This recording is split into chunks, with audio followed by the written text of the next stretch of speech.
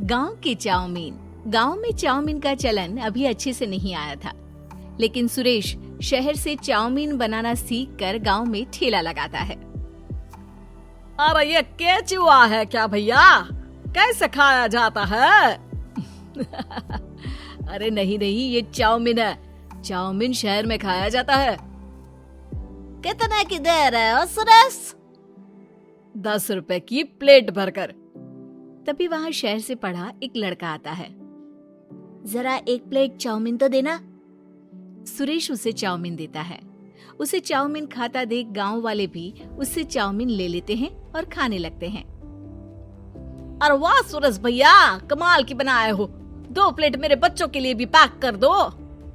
बस फिर क्या था, सुरेश का ठेला लगता है और चाउमीन खरीदने वालों की लाइन लग जाती है। तभी वहां से गांव का साहूकार होकर गुजरता है। और ये क्या भीड़ लगी है? लगता है झगड़ा हो गया है गांव में।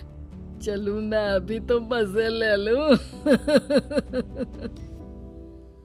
अरे कहाँ है, इतनी भीड़ लगी है यहाँ? लड़ाई हो गई है क्या? अरे साहूकार साहब, ना कोई लड़ाई ना हुई है। ये तो सुरेश की दुकान है चाउमीन की। हम लोग चाउमीन खाने आए हैं, आप भी खाइए ना। साहूकार चाउमीन खाता है और सुरेश की तरफ देखता है, जो सारे दिन के पैसे गिन रहा होता है। अरे सुरेश, क्या लागत है इस काम की? अरे साहूकार जी, आप अब आए तो ये पूरे 10,000 रुपए ले जाइए, जो पिछले साल शहर जाने से पहले आपसे लिए थे ना। लागत तो क्या कहे, जो आपने दिया था उसी में सीखा भी है और दुकान भी खोल ली।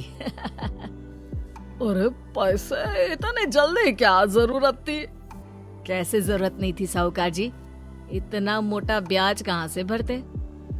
साहूकार को अब सुरेश की दुकान को हड़पने की लालच आ जाती है। नाना करते ये सारे दिन में 500 रुपए कमा ही लेता है। अरे गांव में ये ऐसे ही कमाता रहा तो कहीं ब्याज का काम ना शुरू कर दे। अरे भैया, कोई ना कोई जुगाड़ तो करना पड़ेगा। अब साहूकार घर आ जाता है और अपनी बीवी को सारी बात बताता है। हाँ जी, ये तो मैंने भी सुना है कि सुरेश के हाथ की चाउमीन नहीं खाई तो कुछ नहीं खाया। अरे हाँ, सही ही कहते हैं। मैं भी खा कर ही आ रहा हूँ। अरे भाग्यवान है, कितना अच्छा हो ना अगर वो पैसा हम लोगों को मिल जाए। क्यों हैं? हाँ वो तो है, लेकिन कैसे? हम लोगों को तो चाउमीन बनाना आता ही नहीं है। साहूकार और उसकी बीवी अब रोज चुपके से सुरेश के घर जाते हैं और खिड़की से उसे चाउमीन बनाते देखते।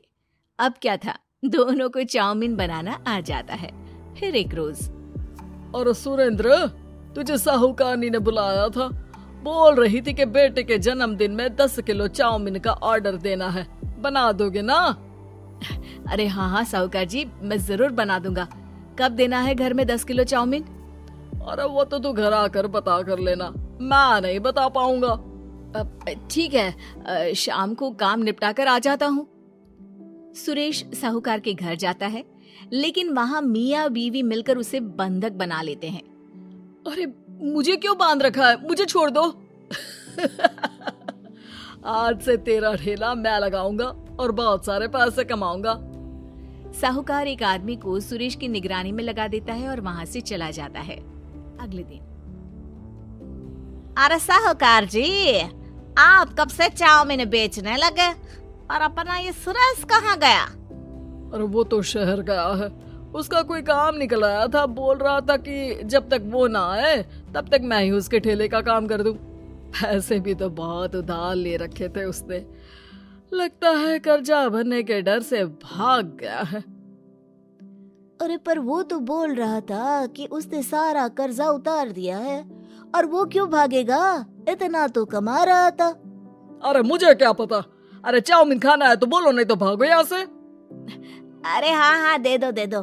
अब तो चाउमीन खाना पूरे गांव के लोगों के लिए आदत ही बन गया है। ना खाओ तो नींद ना आए। हाँ, तो लो और निकालो 50 रुपए। 50 रुपए क्यों? सुरेंद्र तो 10 रुपए में देता था। अरे वो पागल था, मैं थोड़ी ना हूँ। गांव वाले, जिनको चाउमीन की लत लग गई थी, वो करते भी क्या? दे दो और ये लो 50 रुपए। लेकिन फिर साहूकार उन लोगों को प्लेट में थोड़ी सी चाउमीन रख देता है। अरे ये क्या, पैसे 5 गुना ज्यादा और चाउमीन बस इतनी सी। अरे साहूकार साहब, भगवान से तो डरो। बस फिर क्या था, साहूकार की मन मर्जी चलने लग जाती है और गांव वाले करते भी क्या। एक रोज मुझे तो लगता है कि सुरेश को साहूकार ने मार डाला होगा, क्योंकि उसका काम इतना अच्छा चल रहा था, फिर वो क्यों जाता, और वो भी साहूकार के हवाले दुकान करके। ना बाबा ना। अगले रोज भाग्यवान, देखो तो जरा, इस सुरेश भी ना कितना पागल था। जिस काम से वो ज्यादा पैसे बना सकता था, उससे इतने कम पैसे छाप रहा था। 50 रुपए प्लेट में भी गांव वाले खूब खा रहे हैं चाउमीन। हाँ जी, और जितने में वो लोगों को 10 प्लेट खिलाता था भर भर कर हम लोग उतने में 20 प्लेट बना रहे हैं। क्यों जी? वहीं सुरेश रोज भगवान से मांगता कि बस एक बार वो किसी तरह वहां से निकलने में कामयाब हो जाए, लेकिन उसकी हर कोशिश नाकामयाब होती। फिर एक दिन, अरे भाग्यवान, ऐसा कुछ करो कि चाउमीन बनाने का खर्चा आधा हो जाए, जिससे हम लोगों को और मुनाफा हो। ना जी, मुझे तो कोई तरकीब ना सूझ रही। अरे सुनो, एक काम करते हैं, चाउमीन बनाने में जो सब्जी लगती है वो मंडी में लेने तुम देर रात चली जाना। तब तक वो सारी सड़ी गली सब्जी जो दुकानदार वहीं फेंक जाते हैं, वो उठा कर ले आना फ्री में। अरे वाह जी वाह, आप तो बहुत समझदार हैं जी। बीवी वैसा ही करती है, लेकिन अब लोग चाउमीन खाते तो मुंह बनाकर। फिर एक बार, अरे राम राम राम, ये पेट में दर्द काहे हो रहा है? आई, आई, आई, आई, आई। हाय रे हाय, मेरा भी पेट दर्द के मारे फटा जा रहा है। सभी को शक हो जाता है कि उन लोगों को चाउमीन खाने से ही ये बीमारी हो गई है। वहीं दूसरी तरफ जो आदमी सुरेश की निगरानी कर रहा था, वो सो रहा होता है और मौका देखकर सुरेश वहां से भाग जाता है। सुरेश गांव वालों के पास जाकर उन्हें सब कुछ बता देता है। बस अब क्या था, साहूकार के घर पुलिस पहुंच जाती है।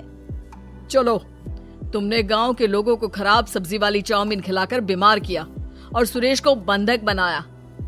तुम्हें इसीलिए हम गिरफ्तार कर रहे हैं। साहूकार को पुलिस ले जाती है और फिर अगले दिन से सुरेश का ठेला गांव के बाजार में लग जाता है, जहां अब पहले से ज्यादा भीड़ होती है।